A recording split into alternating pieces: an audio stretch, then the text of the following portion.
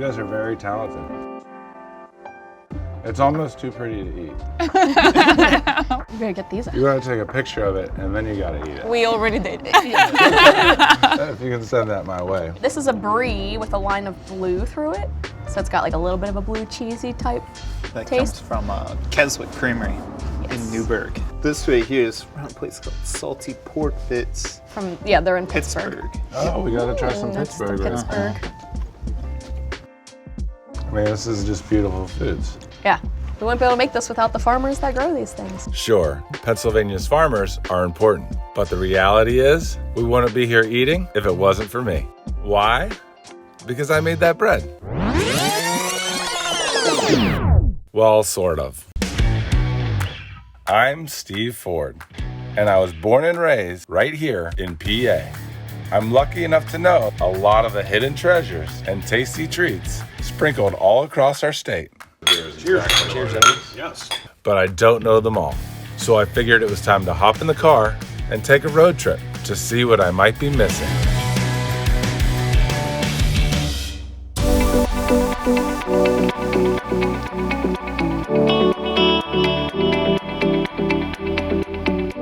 Today, I headed over to Mechanicsburg to talk about bread.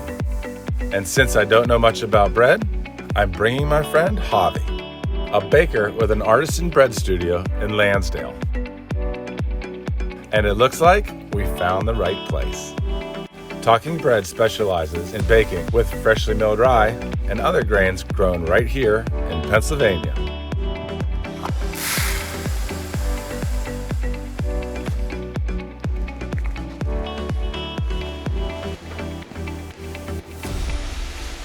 Why did you guys decide to start milling and like go out and purchase your own mill? Because we use the whole wheat and whole rye flours in our bread.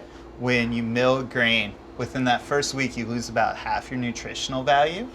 So when we mill and use fresh flours, we have a more nutritionally dense product. And freshness, the flavors. I'm surprised by the mill though. I have one that is this size. So seeing this big mill is amazing. Before we make this flour, can I see grain in its natural state? Absolutely. So that's the rye berry. Okay. So you can see rye is like slightly gray in color versus whole wheat, which is more of like a golden color. It sounds like a simple process, but I'm excited to see it all happen. Okay, here we go.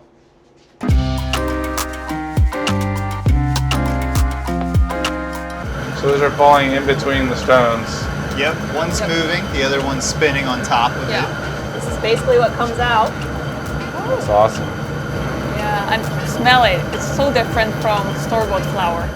Okay, bad call. But this rye flour will definitely taste better once we turn it into bread. Is there a school, the school of bread, or is it hands-on learning? Hands-on. What are we baking? So this is seeded sourdough. So this has a little bit of rye flour, Okay. sifted whole wheat flour, flaxseed, and this is made with our sourdough starter. What are these ones? This is batard, so this is a French bread. It's one of our most popular breads. It does not have the rye in it. Is that right? Beautiful. I don't know about this.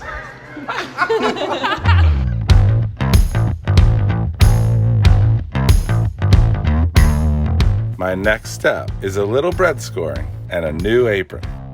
The reason why you score your bread, when the bread's in the oven, it's gonna start to rise. And as it's baking, it'll start to open up. And if you do the cuts, it'll open up where the cuts are. I'm gonna slowly shimmy all the bread off into the oven. And you don't want them touching.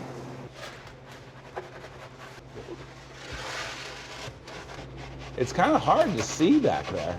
Yeah. Flop it down. Perfect. Great. And so now we will close this, shut the vent, and give it some steam. Oh, that's fun. And now we wait. We have to wait 45 minutes before we can try this. We do, unfortunately. And now we wait.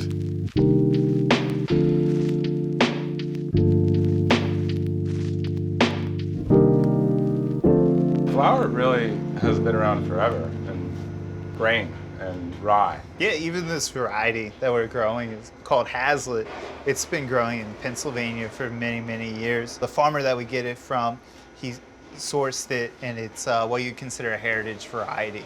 It's been grown for a while in the area. It stays true to seed as well. Which is great because that means that we can eventually just keep the seed year after year and keep replanting it without having to buy in seed.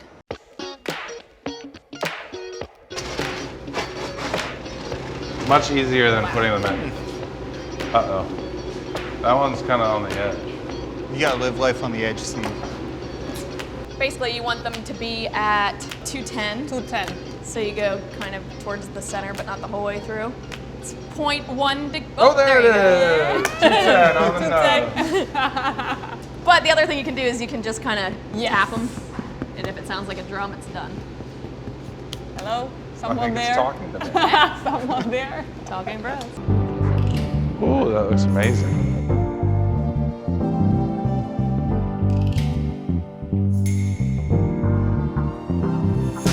This is amazing. but this tastes a little healthier than this. This is our go-to. This is what we have in our house like every day. I could eat this all day, every day. I mean, people have been breaking bread for years. It got its own like breaking bread. Everyone breaks bread together. You know, I mean, I think it's just a great thing for your table because it is something that everybody has to share. Everybody's slicing off a piece of bread, sharing it around. You're handing butter to different people. Yeah.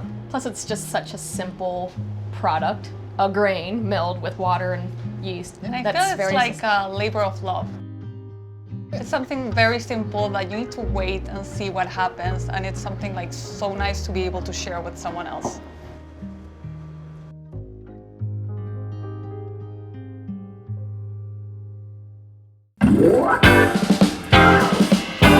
Leaving my friends and that delicious bread behind,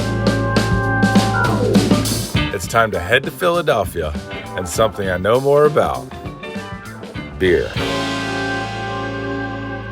What do I know about beer? Mostly how to drink it. You guys are busy, huh? Yeah, we got a lot going on today. Packaging a few different beers.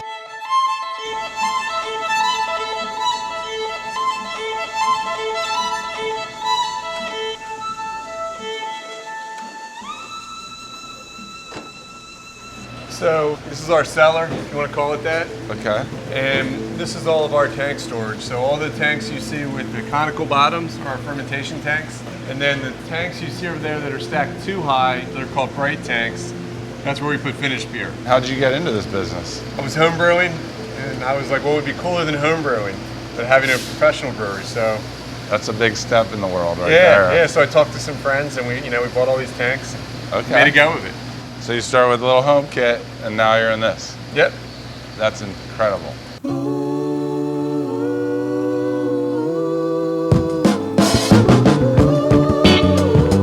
All right, what do you got for me? I got some good beers for you to try. Oh, that's dark. Yeah. So what kind of beer is this? So yeah, this is a Schwarz beer. This is a German-style dark lager. We use Deer Creek malt for this beer. Deer Creek's not too far from us. They're in Glen Mills, PA. It's always been top of mind when we opened Urban Village to try and source as many local ingredients as we can. Like, we do offer wine and spirits, they're all local. So having a partnership with a local malt store like Deer Creek was critical to us. Mm-hmm. They use an old ancient process for malting their grain, which is called floor malting. And I've just appreciated like a greater depth of flavor from their malts than from a typical malt supplier, just using a total machine process. Right. It goes down easy. Yeah, it's only 4% ABV. Usually when I see a darker beer, I think it's going to be a little bit thicker and... Yeah, you're it's- expecting something heavy and really roasty. That's what's like kind of intriguing about this style, that it's neither of those things, but it still packs like a really, wonderful flavor to it. I'm gonna pour one of our most popular products now. This is a Super Villain. As am I. It's a hazy IPA, has a touch of milk sugar in it. This is probably accounts for nearly half of our production. Now, why do you get such different color? It all comes from the grain selection. This is strictly oats, which are very light. So this is probably one of our lightest colored beers. And next to our stouts, that would be our darkest. Let's try that. I just want to say, this is the best job I've ever had. Oh, wow. I like that. Thank you. Yeah, we can't make that fast enough. Wow. It definitely tastes very natural Yep. and healthy. Yeah, it's very healthy. Okay. I know. I think it's loaded with like vitamins and minerals and nutrients. So why is Philly a great beer town? I don't know how it came to be, but I will tell you that this city has long had an appreciation for craft beer. It's had some of the best beer bars that have existed well before the craft beer craze. So when we were looking for a home for our brewery, I had two criteria. One being that we'd be in a neighborhood that appreciated craft beer, and two, that we'd be able to do a large outdoor space. Yeah. And there used to be an enormous brewery here called Schmidt's Brewery. Schmidt's Brewing existed for over 100 years right where we stand. Oh, really? So it's like an interesting little tidbit of history. You know, there's a great bar restaurant scene up and down 2nd Street, all featuring craft beer. So it was a great fit for us. So we were very excited to be able to get this space. This is Pilsner malt. This is the base of pretty much every beer recipe, includes a significant amount of this malt. It's so amazing that the grains that are made to make this beer are from Pennsylvania. It is cool. I mean, most of the beer malt in the U.S. is produced in kind of along the border of Canada, like Montana, Minnesota area. Okay. So it's definitely a challenge for them, but they do a great job of being able to produce that. Deer Creek Malt House in Glen Mills is the first malt supplier in Pennsylvania since the end of Prohibition. They use a classic malting technique, floor malting, which allows the grain to sprout on a concrete slab. And you can chew on it. It's Chew got on it? Yeah, you can eat it. It's got a nice, pleasant flavor. I did this with hops once and it didn't go well. That's a mistake. Don't do that with hops. That was You'll enjoy this. It's almost a snack. oh wow, it's really good. It's kind of a little bit salty. Yeah, a little salty. Like I said, you get a Is little this like natural? earthy. There's nothing in this? Malting is actually a process done to grain, and it can be done to any grain. So when you refer to the malt, you're really referring to the grain that's been malted. But yeah, so this is the main ingredient in almost every beer. So you have basically 4 ingredients: grain, hops, water, Yeast. yeast. Yep. And you're getting Philly water and Philly grain. Philly water, Philly Pennsylvania grain. water, 2 out of 4. Pennsylvania grain. We've used Philly yeast too, so we've gone as high as 3 out of 4. And it works well. It's delicious. Thank you. It's amazing what's being created with ingredients grown right here in Pennsylvania. Local mills are creating the malt for your next brew and crushing PA grains for your bread fresh out of the oven. No matter where you go, Pennsylvanians are rolling out something special and making homegrown treats just waiting for you to taste.